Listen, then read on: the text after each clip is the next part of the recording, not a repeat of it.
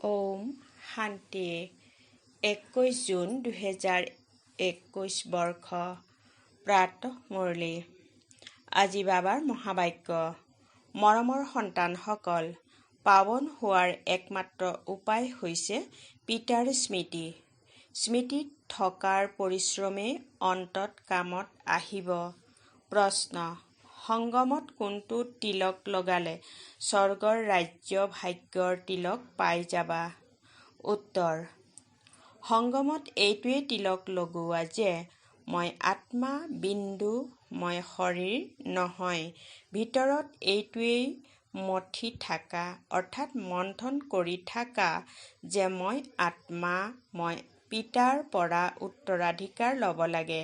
বাবাও বিন্দু, ময়ো বিন্দু। এইটো তিলকৰ দ্বাৰা স্বৰ্গৰ ৰাজ্য ভাগ্যৰ তিলক প্ৰাপ্ত হ'ব। বাবাই কয়, মই প্ৰতিশ্ৰুতি দিছোঁ, তোমালোকে স্মৰণ কৰা, তেতিয়া আধাকল্পৰ কাৰণে কন্দাৰ পৰা মুক্ত হৈ যাবা। ওম শান্তি। এইটো চিন্তা থাকিব লাগে যে মই আত্মাই পিতাক নিশ্চয় স্মৰণ কৰিব লাগে, তেতিয়াহে পাৱন হ'ব পাৰিম। যি কিছু পৰিশ্ৰম আছে সেয়া এইটোৱেই, যিটো পৰিশ্ৰম সন্তানসকলৰ দ্বাৰা নহয়। মায়াই বহুত হাইৰাণ কৰে। এজন পিতাৰ স্মৃতি পাহৰাই দিয়ে, অন্য স্মৃতিলৈ আহি যায়। পিতা অথবা প্ৰিয়তমক স্মৰণ নকৰে। এনেকুৱা প্ৰিয়তমকতো অতি কমেও 8 ঘণ্টা স্মৰণ কৰাৰ সেৱা আগবঢ়াব লাগে, অৰ্থাৎ প্ৰিয়তমক সহায় কৰিব লাগে স্মৃতিত থাকি, অথবা সন্তানসকলে পিতাক স্মৰণ কৰিব লাগে। ইয়াত বহুত পৰিশ্ৰম হয়। গীতাতো আছে, মন্মনা ভৱ, অৰ্থাৎ নিজক আত্মা বুলি বুজি পৰমপিতা শিৱক স্মৰণ কৰা। পিতাক স্মৰণ কৰি থাকা। উঠোতে, বহোতে, চলোতে, ফুৰোতে একমাত্ৰ পিতাকহে স্মৰণ কৰি থাকা, অন্য কাকো নহয়। অন্তিমত এই স্মৃতিয়েই কামত আহিব। নিজক আত্মা, অশৰীৰী বুলি বুজা। এতিয়া আমি উভতি যাব লাগে। এইটো পৰিশ্ৰম বহুত কৰিব লাগে। পুৱা অৰ্থাৎ অমৃতবেলা স্নান আদি কৰি ওপৰত ছাদত বা প্ৰেক্ষাগৃহত আহি বহি যোৱা। যিমানে একান্ত হ'ব সিমানে ভাল। সদায় এইটোৱে খেয়াল ৰাখা যে মই পিতাক স্মৰণ কৰিব লাগে, পিতাৰ পৰা পূৰা উত্তৰাধিকাৰ ল'ব লাগে। এইটো পৰিশ্ৰম প্ৰত্যেক 5000 বছৰৰ পাছত তোমালোকে কৰিবলগীয়া হয়। সত্যযুগ, ত্ৰেতা, দ্বাপৰ, কলিযুগ ক'তোতে তোমালোকে এইটো পৰিশ্ৰম কৰিবলগীয়া নহয়। এই সংগমতহে তোমালোকক পিতাই কয় যে মোক স্মৰণ কৰা। বছ, এয়াই সময় যেতিয়া পিতাই কয় মোক স্মৰণ কৰা। পিতা আহেও সংগমত, আন কোনো সময়ত পিতা নাহেই। তোমালোকেও পুৰুষাৰ্থৰ ক্ৰম অনুসৰি জানা। বহুত সন্তানে পিতাক পাহৰি যায়, সেইবাবে বহুত প্ৰবঞ্চিত হয়। ৰাৱণ বহুত প্ৰবঞ্চক হয়। ৰাৱণেই আধাকল্পৰ শত্ৰু। সেইবাবে পিতাই কয় নিতৌ পুৱা উঠি এইটো বিচাৰসাগৰ মন্থন কৰা আৰু ইয়াৰে খতিয়ান ৰাখা। কিমান সময় মই পিতাক স্মৰণ কৰিলোঁ, কিমান মামৰ আঁতৰিল, সকলো স্মৃতিৰ ওপৰত নিৰ্ভৰ কৰে। সন্তানসকলে নিজৰ পূৰা উত্তৰাধিকাৰ ল'বলৈ পূৰা চেষ্টা কৰিব লাগে। নৰৰ পৰা নাৰায়ণ হ'ব লাগে। এয়া হ'ল সঁচা সত্যনাৰায়ণৰ কথা অৰ্থাৎ কাহিনী। ভক্ত লোকসকলে পূৰ্ণিমাৰ দিনা সত্যনাৰায়ণৰ কথা শুনে। এতিয়া তোমালোকে জানা যে 16 কলা সম্পূৰ্ণ হ'ব লাগে। সেয়া হবা সত্য পিতাক স্মৰণ কৰিলে। পিতা হৈছে শ্ৰীমদ দেউতা। পিতাই কয় গৃহস্থালীত থাকা, পেচাগত কাম-কাজ আদি সকলো কৰা। পিতাক নিশ্চয় স্মৰণ কৰিব লাগে আৰু পাৱন হ'ব লাগে। বছ, যদি স্মৰণ নকৰা তেন্তে ৰাৱণৰ হাতত ক'ৰবাত নহয় ক'ৰবাত প্ৰবঞ্চিত হৈ থাকিবা। সেইবাবে স্মৃতিত থাকা। এইটোৱে মূল কথা বুজায়। শিৱ বাবাক স্মৰণ কৰিব লাগে। দেহ সহিত দেহৰ যি সম্বন্ধীয় আছে সেয়া পাহৰি নিজক আত্মা বুলি নিশ্চয় কৰা। পিতাই বাৰে বাৰে বুজায়, নিজক আত্মা বুলি বুজি পিতাক স্মৰণ কৰিব লাগে। নহ'লে আকৌ অন্তিমত বহুত অনুতাপ কৰিবা, বহুত প্ৰবঞ্চিত হবা। এনেকুৱা জোৰেৰে থাপ্পৰ লাগিব যে মায়াই একেবাৰে মুখ ক'লা কৰি দিব, অৰ্থাৎ অপবিত্ৰ কৰি দিব। পিতা আহিছে মুখ বগা অৰ্থাৎ সুন্দৰ কৰিবলৈ, অৰ্থাৎ পবিত্ৰ কৰিবলৈ। এই সময়ত সকলোৱে ইজনে সিজনৰ মুখ ক'লা কৰি থাকে। বগা কৰি তোলোতা এজনেই পিতা, যাৰ স্মৃতিৰে তোমালোক বগা স্বৰ্গৰ মালিক হবাগৈ। এইখন হয়েই পতিত সৃষ্টি। পিতা আহেই পতিতসকলক পাৱন কৰি তুলিবলৈ। বাকী তোমালোকৰ পেচাগত কাম-কাজ আদিৰ লগত বাবাৰ কোনো সম্বন্ধ নাই। শৰীৰ নিৰ্বাহৰ অৰ্থে তোমালোকে যি কৰিব লাগে কৰা। পিতাইতো কেৱল কয়, মনমনা ভৱ।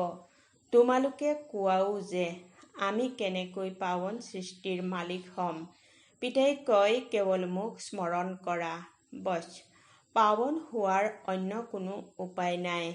যিমানেই দান পুণ্য আদি নকৰক, যিমানেই পৰিশ্ৰম নকৰক, লাগিলে জুইৰ মাজেৰে অহা যোৱা কৰি থাকক, কেৱল এজন পিতাৰ স্মৃতিৰ বাহিৰে একোৱে কামত আহিব নোৱাৰে।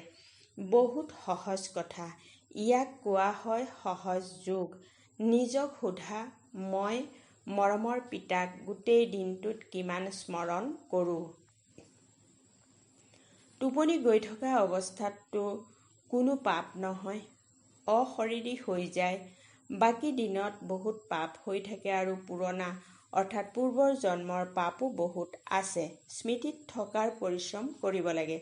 ইয়ালৈ আহা যেতিয়া এইটো পৰিশ্ৰম কৰিব লাগে। বাহিৰৰ বাহ্যিক সংকল্প আঁতৰাই দিয়া, নহ'লে বায়ুমণ্ডল বৰ বেয়াকৈ নষ্ট কৰি দিয়ে। ঘৰৰ খেতি-বাতিৰ খেয়াল চলি থাকে। কেতিয়াবা সন্তান স্মৃতিলৈ আহিব, কেতিয়াবা গুৰুৰ স্মৃতি আহিব। সংকল্প চলি থাকিব। গতিকে বায়ুমণ্ডল নষ্ট কৰি দিব। পৰিশ্ৰম নকৰাসকলে বিঘিনি আনে। এয়া বহুত সূক্ষ্ম কথা। তোমালোকেও এতিয়া জানা, পাছলৈ কেতিয়াও নাজানিবা।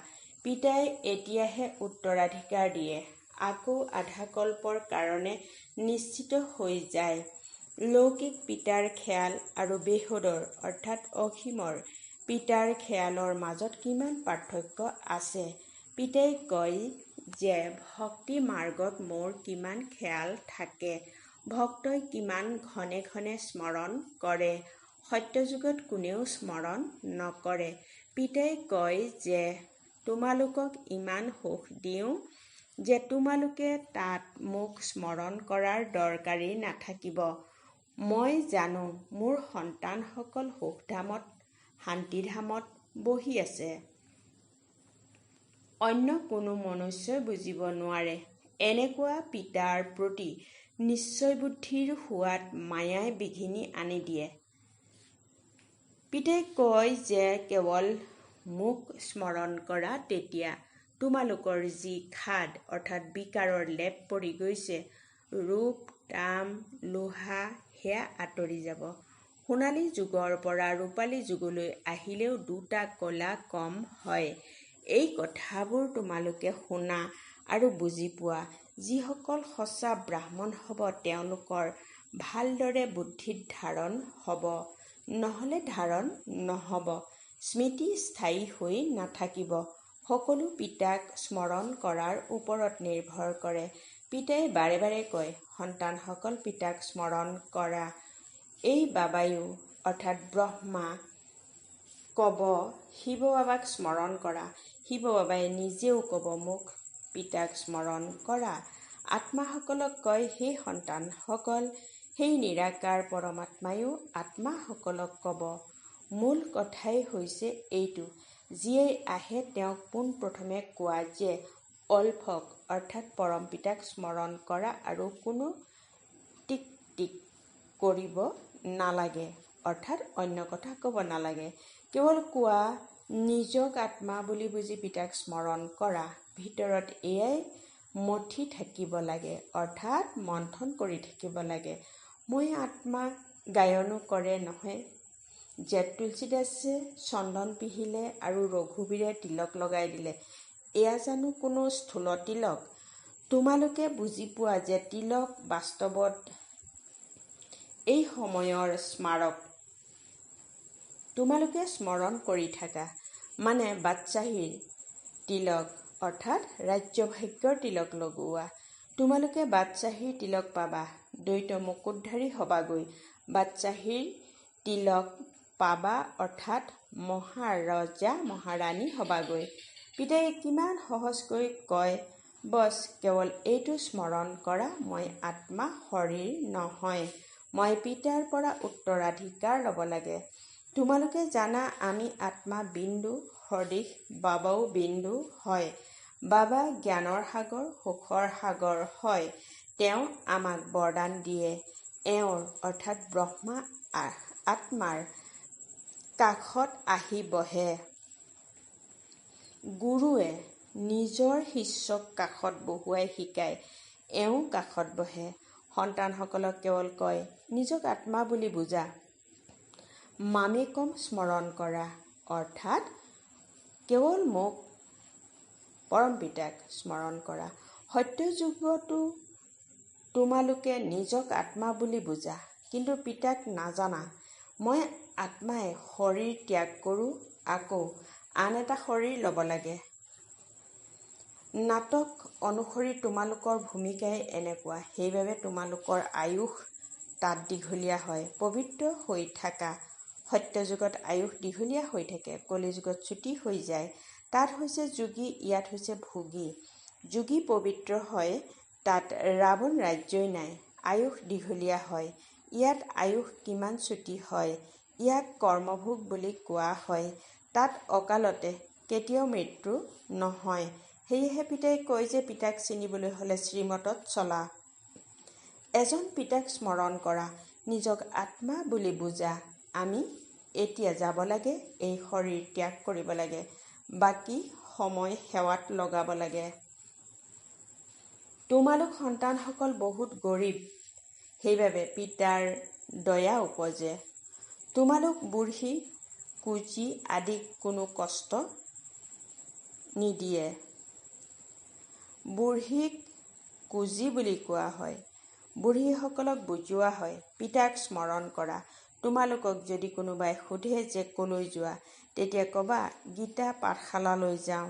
ইয়াততো সেই কৃষ্ণৰ আত্মাই 84 জন্ম লৈ এতিয়া পিতাৰ পৰা জ্ঞান লৈ আছে। সন্তানসকলে প্ৰদৰ্শনী আদিৰ কাৰণে কিমান খৰচ কৰে, লিখেও অমুক ভালকৈ প্ৰভাৱিত হ'ল। কিন্তু বাবাই কয়, এজনেও এনেকৈ নিলিখে যে যথাযথ মই অৰ্থাৎ যথাযথ এই সময়ত বেহদৰ পিতাই এই ব্ৰহ্মাৰ শৰীৰত আহিছে, তেওঁৰ পৰাহে স্বৰ্গৰ উত্তৰাধিকাৰ পাব পাৰে। বাবাই বুজি পায় যে এজনৰো নিশ্চয় হোৱা নাই, কেৱল প্ৰভাৱিত হয়। এই জ্ঞান বহুত ভাল, শ্ৰী ঠিক ৰীতিৰে দেখুৱাইছে, কিন্তু নিজে যুগযুক্ত হৈ থাকি তমু প্ৰধানৰ পৰা সতু প্ৰধান হ'ব সেইটো নকৰে। কেৱল কয় পৰমাত্মাৰ পৰা উত্তৰাধিকাৰ লোৱাৰ বুজনি বহুত ভাল, কিন্তু নিজে ল'ব সেয়া হ'লে নাই, একোৱে পুৰুষাৰ্থ নকৰে। প্ৰজা অনেক হ'ব, বাকী ৰজা হ'ব, সেই ক্ষেত্ৰত পৰিশ্ৰম আছে। প্ৰত্যেকে নিজৰ অন্তৰক সোধা যে মই কিমানলৈকে পিতাৰ স্মৃতিত হৰ্ষিত হৈ থাকোঁ। মই পুনৰাই সেই দেৱতা হওঁ। এনেকৈ নিজৰ সৈতে একান্তত বহি বাৰ্তালাপ কৰা, চেষ্টা কৰি চোৱা। যদি পিতাক স্মৰণ কৰি থাকা, তেন্তে পিতাই প্ৰতিশ্ৰুতি দিছে, তোমালোক আধাকল্প কেতিয়াও কান্দিবলগীয়া নহ'ব। এতিয়া তোমালোকে কোৱা, বাবা আহি আমাক ৰাৱণ মায়াৰ ওপৰত বিজয়ী কৰি তোলে।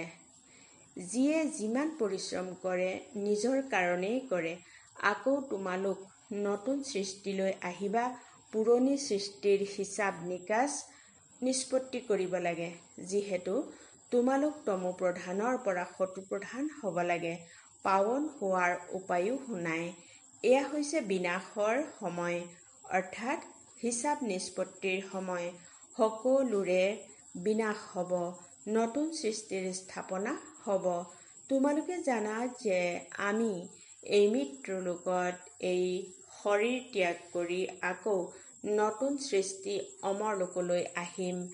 আমি পঢ়োৱেই নতুন সৃষ্টিৰ বাবে, আৰু কোনো এনেকুৱা পাঠশালা নাই য'ত ভৱিষ্যতৰ কাৰণে পঢ়ায়। অৱশ্যে হয়, যিয়ে বহুত দান পুণ্য কৰে তেওঁলোক ৰজাৰ ঘৰত জন্ম লয়। মুখত সোণৰ চামুচ বুলি কোৱা হয়। সত্যযুগত তোমালোকে পোৱা, কলিযুগত যিসকলে ৰজাৰ ঘৰত জন্ম লয় তেওঁলোকেও পায়। তথাপি ইয়াততো অনেক প্ৰকাৰৰ দোষ থাকে। তোমালোকৰতো ভৱিষ্যত 21 জন্মৰ কাৰণে কোনো দোষ নহ'ব, কেতিয়াও বেমাৰ নহ'ব। স্বৰ্গত সোণৰ চামুচ, ইয়াত হৈছে অল্পকালৰ বাবে বাদশ্বাহী। তোমালোকৰ হৈছে 21 জন্মৰ কাৰণে। বুদ্ধিৰে ভালকৈ বুজিব লাগে, তাৰ পাছত বুজাব লাগে। এনেকুৱা নহয় যে ভক্তি মাৰ্গত ৰজা হ'ব নোৱাৰে।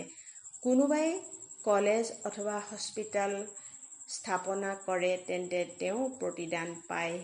হস্পিটেল স্থাপনা কৰিলে তেন্তে পৰৱৰ্তী জন্মত ভাল স্বাস্থ্যৱান হৈ থাকিব। কয় নহয় যে এওঁৰ গোটেই জীৱন জ্বৰো নহ'ল। আয়ুস দীঘলীয়া হয়, বহুত দান আদি কৰিছে, হস্পিটেল আদি স্থাপনা কৰে, তেতিয়া আয়ুস বৃদ্ধি হয়। ইয়াততো যোগেৰে তোমালোক সৰ্বদা স্বাস্থ্যৱান সম্পত্তিবান হোৱা। যোগেৰে তোমালোকে 21 জন্মলৈ নিৰোগী শৰীৰ পোৱা। এইখনতো বহুত শ্ৰেষ্ঠ হস্পিটেল, বহুত শ্ৰেষ্ঠ কলেজ। পিতাই প্ৰতিটো কথা ভালকৈ বুজায়। পিতাই কয়, যাৰ য'ত মজা লাগে, য'ত অন্তৰে বিচাৰে, তাত গৈ পঢ়িব পাৰে। এনেকুৱা নহয় যে আমাৰ সেৱা কেন্দ্ৰলৈ আহক, তালৈ কিয় যায়। নহয়, যিয়ে যলৈকে বিচাৰে তলৈকে যোৱা, কথাটো একেটাই। মুৰলীটো পঢ়ি শুনাই, সেই মুৰলী ইয়াৰ পৰা যায়। আকৌ কোনোবাই বিস্তাৰত ভালকৈ বুজায়, কোনোবাই কেৱল পঢ়ি শুনায়। ভাষণ দিওঁতাসকলে নিশ্চয় ভাল প্ৰত্যাহ্বান জনায়। য'তেই ভাষণ নিদিয়া, প্ৰথমতে কোৱা শিৱ বাবাই কয়, নিজক আত্মা বুলি বুজি মোক পিতাক স্মৰণ কৰা। তেতিয়া তোমালোকৰ বিকৰ্ম বিনাশ হ'ব আৰু পাৱন হৈ পাৱন সৃষ্টিৰ মালিক হবাগৈ। কিমান সহজকৈ বুজায়। ভাল বাৰু, অতি মৰমৰ গল্পৰ পাছত পুনৰাই লগ পোৱা সন্তানসকলৰ প্ৰতি মাতা পিতা বাপ-দাদাৰ স্নেহপূৰ্ণ স্মৰণ আৰু সুপ্ৰভাত। আত্মিক পিতাৰ আত্মিক সন্তানসকলক নমস্কাৰ। ধাৰণাৰ বাবে মুখ্য সাৰ নম্বৰ 1। বাহিৰৰ বাহ্যিক অৰ্থাৎ ব্যৰ্থ খেয়াল এৰি একান্তত বহি স্মৃতিত থকাৰ পৰিশ্ৰম কৰিব লাগে। পুৱাই অৰ্থাৎ অমৃত বেলা উঠি বিচাৰ সাগৰ মন্থন কৰিব আৰু নিজৰ খতিয়ান চাব লাগে। নম্বৰ 2। যেনেকৈ ভক্তিত দান পুণ্যৰ মহত্ব আছে, তেনেকৈ জ্ঞান মাৰ্গত স্মৃতিৰ মহত্ব আছে। স্মৃতিৰে আত্মাক সৰ্বদা স্বাস্থ্যৱান সম্পত্তিমান কৰি তুলিব লাগে। অশৰীৰী হৈ থকাৰ অভ্যাস কৰিব লাগে। আজিৰ বৰদান, বাণীৰ দ্বাৰা জ্ঞান ৰত্নৰ দান কৰোঁতা মাষ্টৰ জ্ঞানপূৰ্ণ হোৱা। বহলাই এনেদৰে কোৱা হৈছে, যিয়ে বাণীৰ দ্বাৰা জ্ঞান ৰত্ন দান কৰে, তেওঁলোকৰ মাষ্টৰ জ্ঞানপূৰ্ণৰ বৰদান প্ৰাপ্ত হয়। তেওঁলোকৰ এটি এটি শব্দৰ বহুত মূল্য থাকে। তেওঁলোকৰ এটি এটি বচন শুনিবলৈ অনেক আত্মা তৃষ্ণাতুৰ হয়। তেওঁলোকৰ প্ৰতিটো শব্দত হাৰ ভৰি থাকে অৰ্থাৎ চেঞ্জ ভৰি থাকে। তেওঁলোকৰ বিশেষ আনন্দ প্ৰাপ্তি হয়। তেওঁলোকৰ ওচৰত সম্পদ ভৰপূৰ হৈ থাকে, সেইবাবে তেওঁলোক সদায় সন্তুষ্ট আৰু হৰ্ষিত হৈ থাকে। তেওঁলোকৰ বাণী প্ৰভাৱশালী হৈ যায়। বাণীৰ দান কৰিলে বাণীত বহুত গুণ আহি যায়। শ্লোগান: স্ব-ৰাজ্যৰ মালিক হোৱা তেতিয়া সম্পূৰ্ণ উত্তৰাধিকাৰৰ অধিকাৰ পাই যাবা। ওম শান্তি।